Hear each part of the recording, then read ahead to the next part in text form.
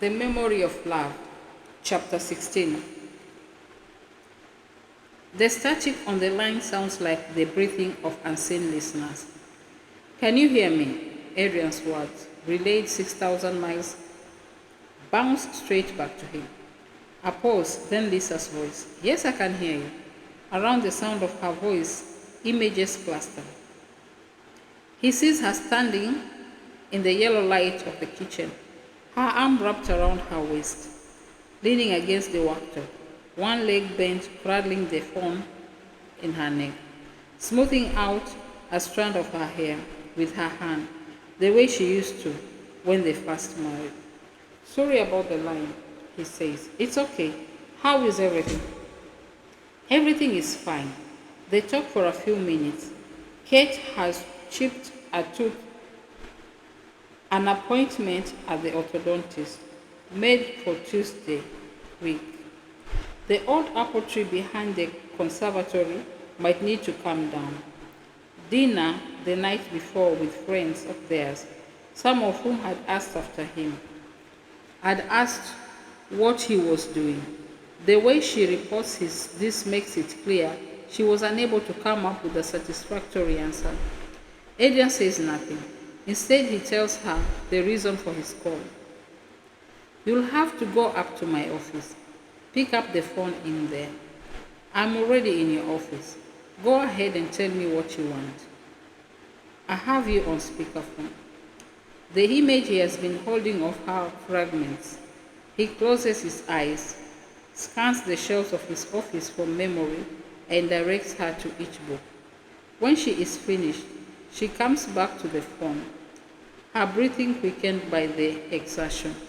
He adds the names of several other texts and asks her to order them for him. He pauses. He wants to tell her what is happening to him here. The man in the private room, the woman at the hospital, what he is looking out upon now, a dying sun, a transparent orb against a grainy sky. I was thinking, she says, before he can begin. Do you want me to redecorate in here while you're away? Though he can visualize the place of every book on the shelves, he barely remembers the wallpaper. Sure, he replies. Another day, Adrian talks to Kai about the man in the room. He is not Kai's patient, though Kai volunteers what he knows of the man's condition. In another country, they would be looking for a lung donor. Impossible here. It goes without saying. Oxygen might extend his life by years, but the oxygen plant in the city has been destroyed. The hospital's two concentrators are both in constant use. And though it is a fool's errand, Adrian searches out the hospital administrator and asks her if anything can be done, knowing all the while that if she had an extra machine, Elias' code would still not rank in the hierarchy of the myth. It wouldn't have surprised him had she chosen to deliver him a lecture, but instead, she saves her breath, looks him straight in the eye, and boldly utters the lie that she will do what she can. A day later, she puts her head around the door of his office. This is more than Adrian had seen of her since his arrival, but it is only to say that a package has arrived and is waiting for him in her office. He rises. For a moment, she stands in the doorway in front of him, not moving. She has a way of regarding Adrian, as though perplexed by precisely what sort of being he is. Any minute now, she will promise that talk, he thinks. Yes, she says, as though listening to his thoughts. When things are a bit easier, stop by for a chat, won't you?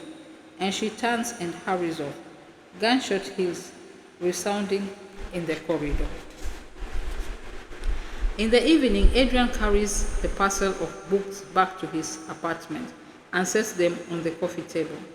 He lights several candles. The generator has been playing up, opens a fresh bottle of whiskey, and sits down. He orders the books into a pile on the table and selects a slim volume, subtitled A History of Mental Illness, searching the list of chapters and then the index for the word foregoing. He finds the reference he wants, turns to the page and begins to read. 1887, a time of vagabonds and gypsies, of travelers, wayfarers, and tramps.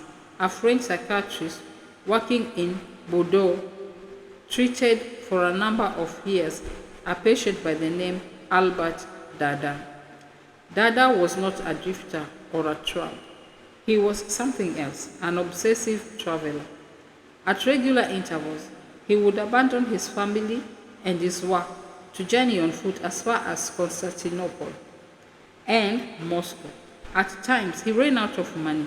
At others, he was arrested for vagrancy, thrown into jail, and made to return home. But within a few months, always he set out again. Dada could not say why he traveled or what he planned to do when he reached the end of his journey.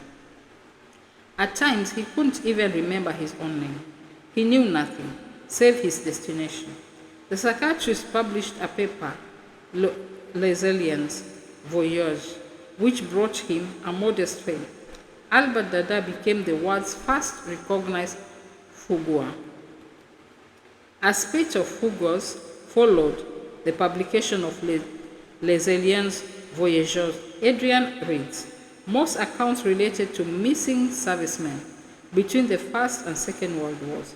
The men eventually turned up hundreds of miles from home. All claimed to suffer memory loss, not to know who they were or how they had ended up in the place in which they were found. Some were using other names and pursuing new occupations. All appeared to inhabit a state of obscured consciousness from which they eventually emerged with no memory of the weeks, months, or even years they had spent away.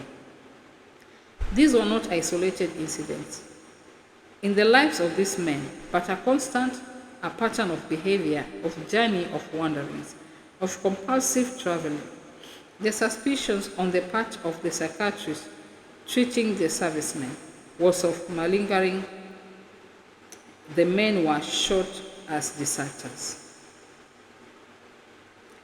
With no single case of fougueur identified for decades, a small lobby within the profession was arguing for it to be recognized for what it was, a hoax perpetrated by cowards and shirkers which ought to be removed from the official classification of mental diseases. 3 hours after he began reading, Adrian sets the book on the coffee table, stands and stretches. He heads into the kitchen to make himself a sandwich, slices open a loaf of bread to find dead ants baked into the honeycomb, shakes them out onto the kitchen surface, spreads the bread with margarine and layers on slices of bright pink salami and processed cheese. He yearns for syphili and ham sliced from the bone. From the fridge, he takes a bottle of Heineken. The fridge has been on and off all day. The bottle is barely cold. He eats the sandwich, standing at the worktop, in front of his reflection in the black glass of the window. What he feels is a sense of anxious euphoria, of a person who happens upon what they think might be a lost treasure, in a field, brushing away the mud to see what they have found, hoping but not daring to hope, fearful of scrutinizing their find in case it turns out not to be what they had thought. Something Salia said the day of the visit to the old department store, the thing that had prompted Adrian to take a second look at the woman's notes. They had returned to the mental hospital from their trip into town. Adrian had pressed Salia on the former doorman's words. He said, Adrian repeated, that the woman was not possessed, rather that she was crossed. He was making a distinction, said Adrian. At least that is how it seemed to me. Walking ahead of him, his shoes squeaking faintly on the floor, Salia had stopped and turned to face Adrian. For a few seconds, he appeared to consider whether or not to answer Adrian, or perhaps was just weighing his answer. When he spoke, he said, if a spirit possesses you, you become another person. It is a bad thing. Only bad spirits possess the living. I'm telling you what some people believe. You understand? Yes. But sometimes a person may be able to cross back and forth between this world and the spirit world. That is to say, a living person, a real person. And when they are in between the worlds, in neither world, then we say they are crossed. This woman is traveling between worlds. It is something that happens. When I was a small boy, there was a woman who became crossed. She was my aunt. In fact, there were times she would move from one village to another alone, even as far as Guinea and Liberia. People saw her. They said she did not recognize them. Her hair grew long. People believed she had special powers. Did you ever hear of anybody else like that? There were people, yes. Who were they? Women. All of them? Sally inclined his head. All of them. In his mind's eye, Adrian sees the map on the wall of Iliana's office, the colored pins of Agnes's destinations superimposed on the dark window. The European figures 100 years ago were all men. Here they are women.